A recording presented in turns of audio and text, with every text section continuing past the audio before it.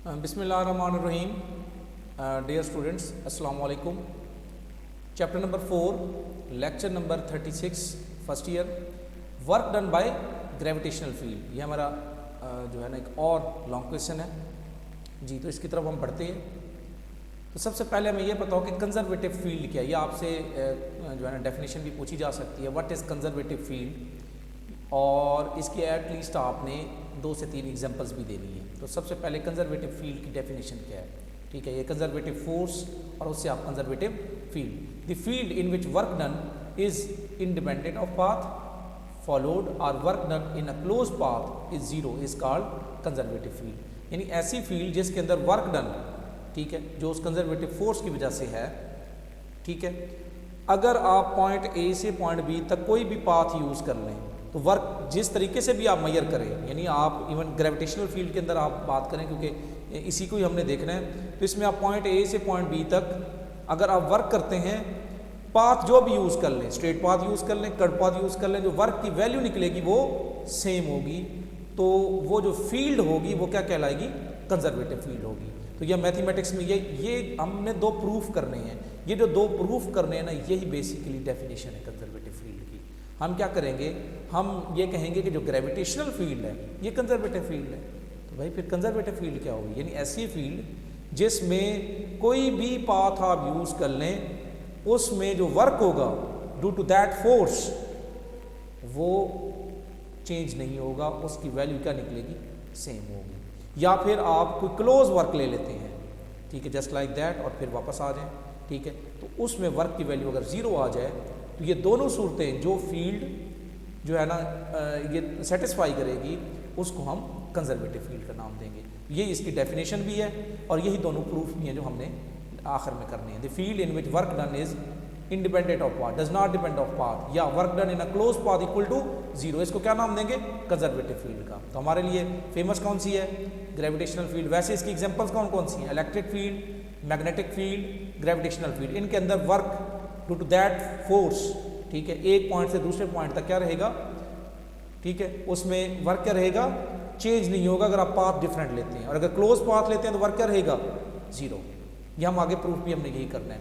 तो अब gravitational field फिर क्या है, field the space around the earth in which gravitational force acts on a body is called gravitational field. इसका मतलब यह है कि जो ज़मीन है इसके गिर्द जो फील्ड है उसकी एक रीजन है जहाँ तक फोर्स एक्ट कर सकती है। ज़मीन के करीब फोर्स ज़्यादा एक्ट करेगी, ठीक है, जिसमें आप फोर्स की क्वेश्चन लिखते हैं F=mg। जैसे जैसे ज़मीन से दूर जाएंगे इन्वर्स के लॉ वे हो जाएगा, लेकिन फोर्स एक्ट करेगी। एक पॉइंट के बाद अगर ऑब्जेक्ट, सपोज कर लें अगर आप इनिशियल वेलोसिटी किसी ऑब्जेक्ट को 11.1 किलोमीटर पर सेकंड के हिसाब से दें, तो वो ऑब्जेक्ट एक टाइम के बाद जब निकल जाएगा आपके उस रीजन से बाहर, तो वो वापस नहीं आएगा, ठीक है।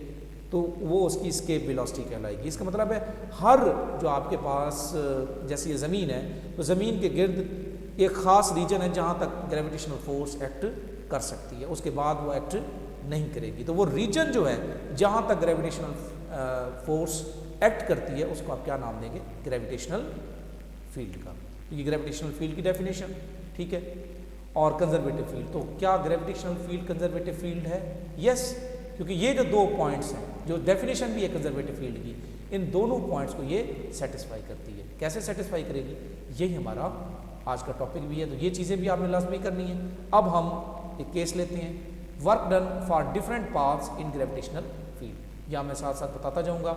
ये देखिए यहाँ हमने डिफरेंट पाथ लिए हुए हैं। एक पाथ है, ये पॉइंट ए है, ये पॉइंट बी है। ये किसके अंदर है, ग्रेविटेशनल फील्ड के अंदर। इसमें हम ए से डी तक जाएंगे, फिर डी से बी। तो एक पाथ हमारा कौन सा हो गया, ए डी बी, और दूसरा कौन सा है, ए सी बी, ये पाथ हो गया, और तीसरा ये कर्व पाथ है, ये वाला, ठीक है।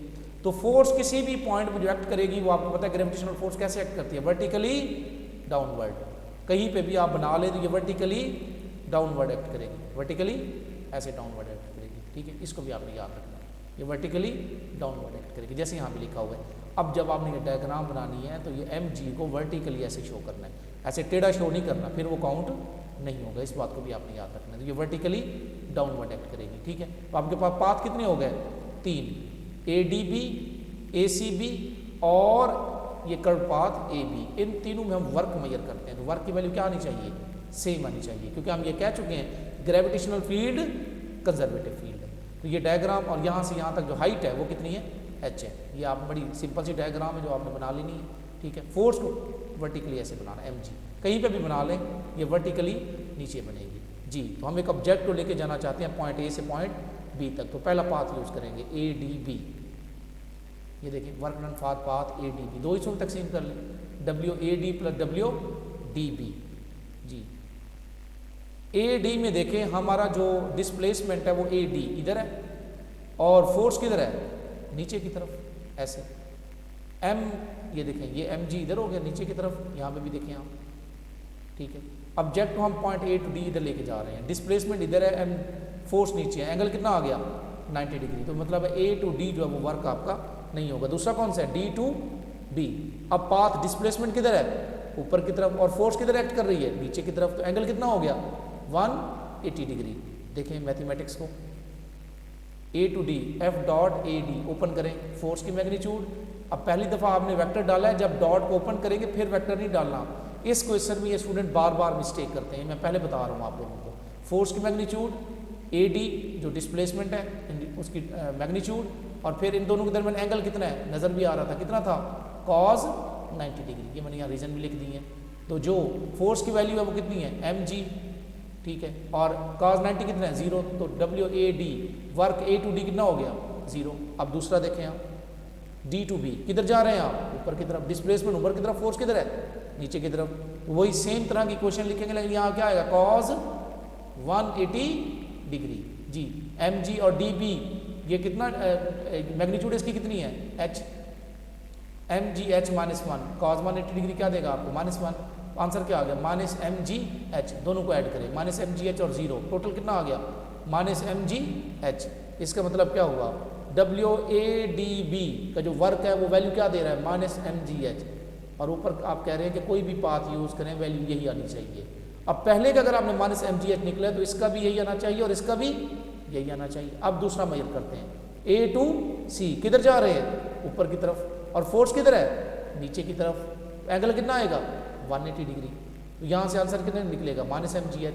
सी टू बी जाते हुए डिस्प्लेसमेंट इधर है आपका और फोर्स किधर है? नीचे की तरफ। एंगल कितना है? 90 डिग्री।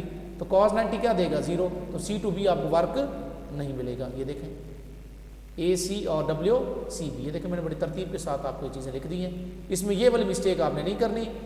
डॉट है तो ये वेक्टर्स हैं, ओपन किया तो इसकी मैग्नीट्यूड और cos 90 ये 0 आ गया और इसका आंसर क्या आ गया? Minus M G H G. तीसरा path curve path A to B. Imagine the curved path to be broken down into series of horizontal and vertical steps।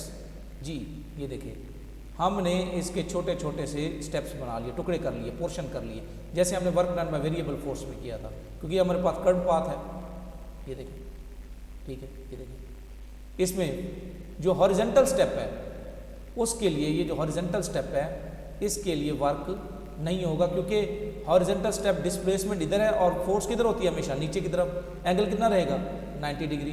तो आपको वर्क नहीं मिलेगा। और वर्टिकल स्टेप्स जो है ना वो किधर तय हो रहे हैं? ये देखें, इधर गौर से देखें, ये देखें, ये डिस्प्लेसमेंट आपने तय की। ये याद रखिएगा, हम बार बार वर्क की जब बात करते हैं, फोर्स और डिस्प्लेसमेंट, कहीं वर्क 0 है, कहीं पॉजिटिव है, कहीं नेगेटिव है, हमने ये देखना है कि ऑन द स्पॉट हम डिस्प्लेसमेंट कौन सा तय कर रहे हैं और वहाँ फोर्स कौन सी है। ये डिसाइड करेगा कि वर्क है या नहीं है, पॉजिटिव है या नेगेटिव है। इस केस में देखें, जब आप यहाँ से यहाँ पे गए तो आपने ये वाला डिस्प्लेसमेंट, ये जो डिस्प्लेसमेंट है ये वर्टिकली किधर है?